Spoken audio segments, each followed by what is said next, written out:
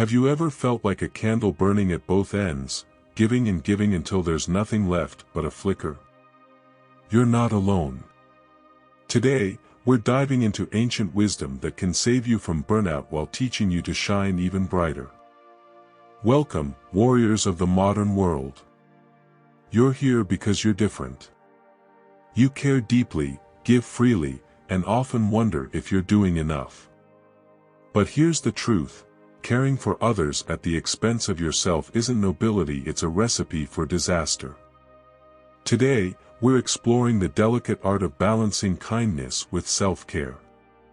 We'll tap into timeless Stoic wisdom and see how these ancient principles can revolutionize your life in today's chaotic world. The problem of overgiving. Picture this: you're holding a cup. This cup represents your energy, time, and essence. Now imagine constantly pouring from this cup to fill others' friends, family, colleagues. They all come to you with their empty cups, and without hesitation, you pour and pour. It feels good, doesn't it? Being the one people rely on, the rock in the storm. But what happens when your cup runs dry? When you reach for that last drop of energy and find nothing? This is the difficult path of overgiving, a trap that ensnares even the best of us. We sacrifice sleep, self-care, and sanity on the altar of other people's needs, wearing our exhaustion like a badge of honor. Let's face it, constant self-sacrifice isn't sustainable. When we're running on empty, the quality of our help diminishes. We become irritable, resentful, and bitter. Is that the version of yourself you want to offer the world? Enter the Stoics. The Stoics have timeless wisdom for us. Epictetus, a former slave turned philosopher, said, "He is a wise man who does not grieve for the things which he has not, but rejoices for those which he has." True strength isn't about giving everything away, it's about recognizing and appreciating your resources and using them wisely. The Stoics understood that self-care isn't selfish, it's essential. They knew we must be truly helpful and kind to ensure our cup is full. So, ask yourself, how full is your cup right now? Are you pouring from a place of abundance or scraping the bottom, giving others only the dried remnants of your former vitality? It's time to flip the script. Learn the art of sustainable giving and discover how setting boundaries and prioritizing self-care can actually make you more generous, impactful, and fulfilled. The garden analogy. Imagine two gardens side by side. One is a lush paradise bursting with vibrant flowers and ripe fruit. The other is withered, overgrown with weeds, barely clinging to life. Now ask yourself, which gardener has more to offer their community? This is the essence of Stoic self-care. Tending your garden first isn't selfish, it's necessary. It enables you to truly help others in a sustainable way. Marcus Aurelius said, "What stands in the way becomes the way." Your self-care isn't an obstacle to generosity, it's the very path to sustainable kindness. By nurturing your well-being, you create an abundance from which to give. A thriving garden doesn't just feed its owner, it provides beauty, shelter, and harvest to share with neighbors. It becomes a source of inspiration and nourishment for the entire community. So, be that garden. Cultivate your strengths, nourish your mind, and create a wellspring of vitality that naturally overflows to those around you. True generosity. Now, let's dive into the heart of true generosity, not the kind that leaves you drained and resentful, but the kind that fills you up and lights you from within. Seneca taught that real giving comes without expectation of return. It's not a transaction or a debt to be repaid, it's a pure expression of your values and humanity. When you give without strings attached, something magical happens. You tap into a wellspring of joy beyond the fleeting pleasure of receiving gratitude or recognition. The act itself becomes the reward. Modern psychology supports this. Selfless giving activates the pleasure centers in our brain, reduces stress, and increases overall well-being. But here's the crucial part: this only works when the giving is voluntary, not compelled by guilt or obligation. Ask yourself, are you giving because you genuinely want to or because you think you should? Are you seeking validation and approval or expressing your deepest values? True generosity isn't about quantity. It's about quality, giving from a place of abundance, not scarcity. Here's a practice for you: next time you have the opportunity to give, do it anonymously. Whether it's a kind deed, a donation, or a helping hand, do it without anyone knowing it was you.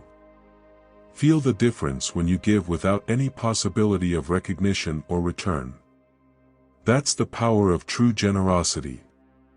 By embracing this Stoic principle, you'll find that generosity becomes not a duty but a source of profound fulfillment. The art of saying no. Let's tackle one of the most crucial skills in your Stoic toolkit, the art of saying no. Epictetus wisely noted, if you don't wish to be a hothead, don't feed your habit. Try as a first step to remain calm and count the days you haven't been overwhelmed. Saying no isn't about being selfish or unkind, it's about being honest with yourself and others. It's about recognizing your limits and honoring them. It's an act of integrity.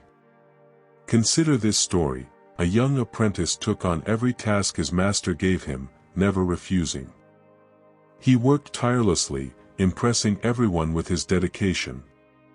But when a crucial project came, he was too exhausted to complete it effectively. The master said, "In trying to do everything, you fail to do what truly matters." This is the pitfall of excessive help. By saying yes to everything, we dilute our ability to make a real impact where it counts. We spread ourselves too thin, and everyone loses. So, practice discernment. Before you say yes to any request, ask yourself, is this aligned with my values? Can I give this my best effort? Will this leave me with enough energy for my true priorities? Remember, every yes is implicitly a no to something else. Choose wisely. Your time and energy are precious resources. Allocate them with the same care you'd give to any valuable asset. Balance. Now let's tackle the art of balance, a concept as old as philosophy yet as relevant as your last notification. Although not a Stoic, Aristotle gave us the golden mean, the sweet spot between extremes. In our context, it means balancing selfless giving with self-protection. Imagine a tightrope walker: lean too far in either direction and you'll fall. The key is constant, mindful adjustment. Here's how to apply this wisdom. First, conduct a life audit. List your commitments, goals, and daily activities. Ruthlessly categorize them: what fills you up and what drains you. What aligns with your values and what's just noise. Next, embrace the power of hell yeah or no. When faced with a request or opportunity, if it's not a hell yes, it's a no. This simple rule can transform your life, freeing up energy for what truly matters. Balance isn't just about managing external demands, it's about internal harmony too. The Stoics taught ataraxia, the tranquility of the soul. Cultivate this through daily reflection. Ask yourself, am I living by my values? Am I growing or just going through the motions? Remember, balance isn't a destination, it's a journey. You'll wobble and sometimes fall. The key is to keep adjusting and keep learning. Self-respect and boundaries. Let's dive deep into the transformative power of self-respect and boundaries. Marcus Aurelius wrote, "You have power over your mind, not outside events." Realize this and you will find strength. This is the cornerstone of setting healthy boundaries. Understand that boundaries aren't walls, they're bridges to healthier relationships with others and yourself. Here's your action plan. Define your non-negotiables. What are your core values? What behaviors will you not tolerate? Write them down. Make them real. Communicate clearly, no hints, no passive aggression. State your boundaries with calm confidence. Remember, you're not asking for permission, you're stating a fact. Prepare for pushback. When you start setting boundaries, some people won't like it. That's okay. Their reaction is about them, not you. Practice self-compassion. Setting boundaries can feel uncomfortable at first. Be kind to yourself as you learn and grow. Celebrate small wins. Each time you honor your boundaries, you're building self-respect. Acknowledge that. Addressing a common fear, won't setting boundaries make me selfish? Absolutely not. Healthy boundaries make you a better friend, partner, and colleague. Why? Because you're showing up as your authentic self, not a resentful, burnt-out shell. Seneca said, "We suffer more often in imagination than in reality."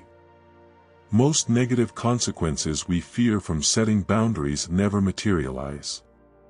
Instead, we gain respect from others and ourselves. Remember, you teach people how to treat you by respecting yourself enough to set and maintain boundaries. You're creating a template for all your relationships. You're not just changing your life, but influencing your entire social ecosystem. This is true strength, genuine kindness, and the path to becoming the best version of yourself. The ripple effect. Let's explore one of the most potent concepts in personal development, the ripple effect of self-improvement.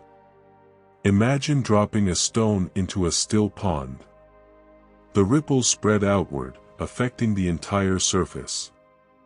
That's what happens when you start prioritizing self-care and setting healthy boundaries. Pema Chodron understood this when she wrote, "What you do for yourself, any gesture of kindness, gentleness, honesty, and clear seeing toward yourself will affect how you experience your world." Here's how. 1. Modeling behavior. When you respect your boundaries, you teach others to do the same. Your actions speak louder than words. 2. Increased capacity. By taking care of yourself, you have more to give to others, making your generosity sustainable. 3. Authenticity. When you're true to yourself, you inspire others to do the same. Your courage becomes contagious. 4. Improved relationships. Clear boundaries lead to more transparent communication and deeper connections. 5. Positive energy. Self-care isn't selfish. It's a way of bringing your best self to every interaction. Here's a challenge for you. For the next week, commit to one daily act of self-care and one instance of setting a clear boundary. Notice how it affects your interactions and how people respond to the more authentic, energized you. You might face resistance at first. Change can be uncomfortable for you and others. But stay the course. As Epictetus said, first say to yourself what you would be and then do what you have to do.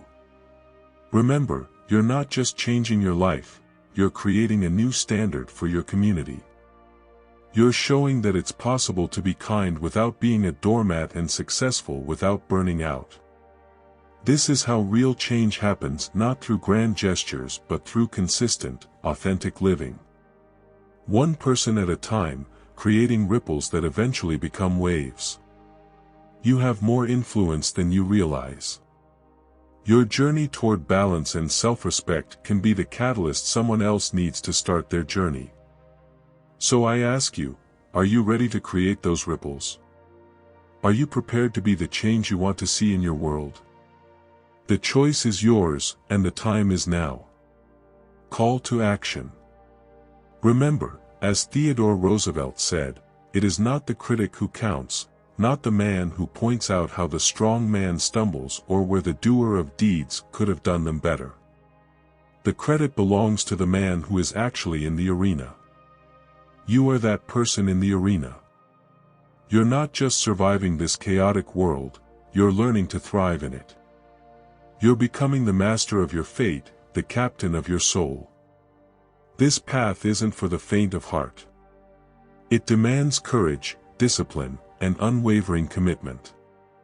But the rewards are beyond measure.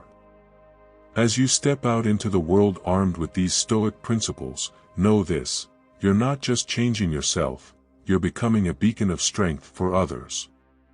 Jocko Willink, a modern Stoic warrior, puts it bluntly: discipline equals freedom. Your newfound self-discipline, boundaries, and self-respect are the tools that will set you free.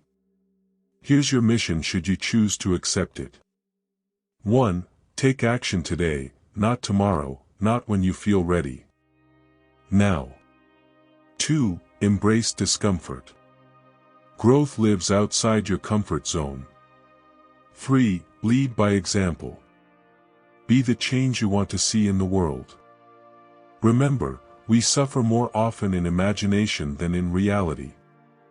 So stop imagining and start doing. You've got this. We believe in you. The Stoic community has your back. Now go out there and show the world what true strength looks like, not just physical strength, but mental toughness, emotional resilience, and unshakable integrity. This is your moment. Seize it. And if you're hungry for more wisdom, challenges, and growth, you know where to find us. The Stoic community is always here, ready to fuel your journey to greatness. Stay strong, stay stoic, and never ever give up on becoming the best version of yourself.